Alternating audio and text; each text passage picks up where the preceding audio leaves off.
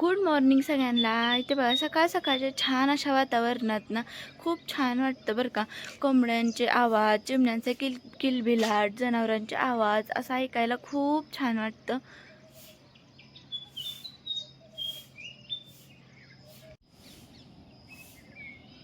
आणि अशा सकाळच्या छान अशा वातावरणात ना मन अगदी प्रसन्न होऊन जातं, छान फ्रेश वाटतं. दिवसाची सुरुवात ना छान होते, दिवससुद्धा आपला चांगला जातो.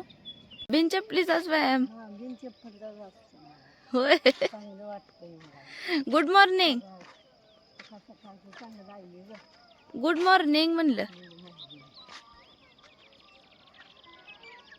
आणि इकडे बघा कोंबड्यांना खायला टाकलंय आणि ह्या कोकरांचं मध्ये मध्येच खायचं चालू आहे. कोंबड्यांना टाकलेलं सुद्धा कोकरं खायला लागले ती.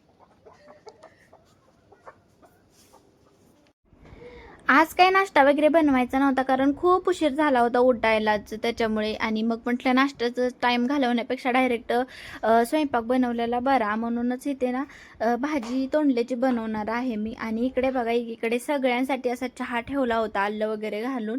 मस्त असा चहा उकळतोय आपला. आणि मग म्हटलं लगेचच मग इथं भाजीच्या तयारीला लागावं. स्वच्छ धुवून ठेवलेली तोंडली नाही तर मग म्हटलं चला कट करून घेऊ.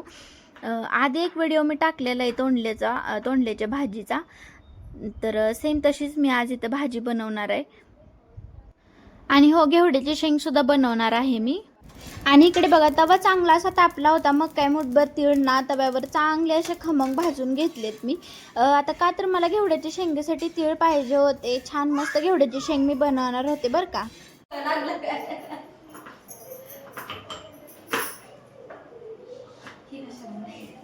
तीळ कशाला अहो घेवड्याच्या शेंगाला टाकायला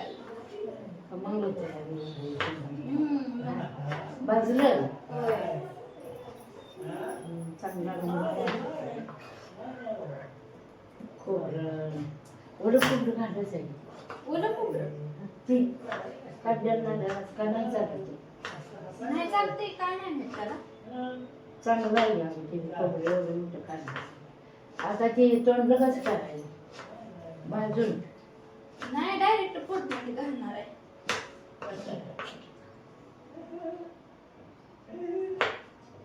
तुम्हाला आवडतं? आवडतं शेंग तोंडलं. घेवडे शेंग आमच्याकडे तोंडलं नाही तर त्या भागाला येतच नाही.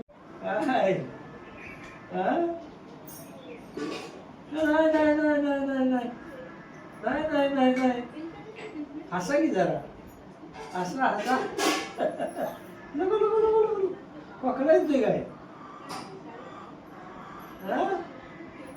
चला चला चला आपण जाऊ फिरायला. चला चला चला चला चला चला चला. उठा उठा उठा उठा उठा.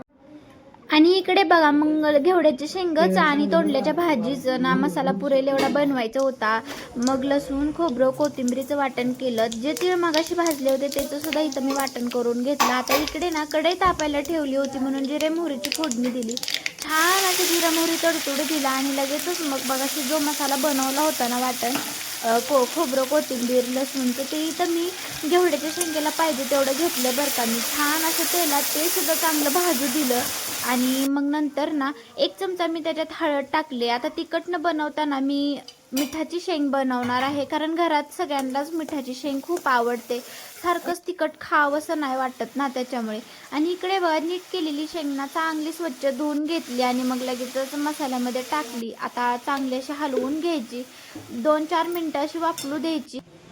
आणि वरून ना चांगली वाफलू द्यायची आणि वरून लगेचच मग तिळाचं कूट घालायचं. आता तुम्ही शेंगदाण्याचं पण घालू शकता किंवा तिळाचं पण, कारण शेंगदाण्यापेक्षा ना तिळाच्या कुटाची घेवड्याची शेंग खूप छान लागते. एकदम तुपट लागते, अशी तेलकट छान लागते. आणि आमच्यात ना सगळेजण आवडीनं खातात बरं का, खूप छान लागते. आधी तुम्ही कधी खाल्ली नसेल तर नक्की बनवून खा आणि मग मला कमेंट करून सांगा बरं का. आणि मग इथे ना आपली घेवड्याची शेंग तर बनवून तयार आहे. आता तोंडल्याची भाजी राहिली होती ती सुद्धा मी इथं पटकन अशी बनवून घेणार आहे. कारण आत्ता तुम्ही बघितलंच की भाऊ ना आयंशला खेळवत होते, तोपर्यंत मला हे सगळं स्वयंपाकाचं आवरायचं होतं.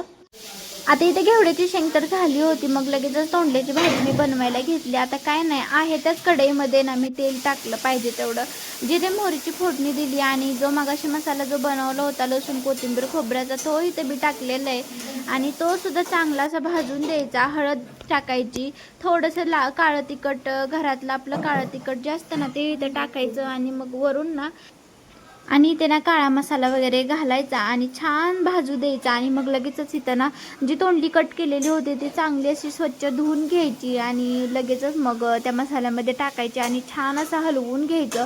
वरून मीठ घालायचं बरं का आणि चांगलं असं हलवून ना मग तोंडल्याची भाजी आपली वाफलायला ठेवायची झाकून, चांगली पॅक झाकून ठेवायची, तरच तोंडले शिजतात बरं का, नाही तर एकदम काकडी खाल्ल्यासारखी लागते तोंडल्याची भाजी.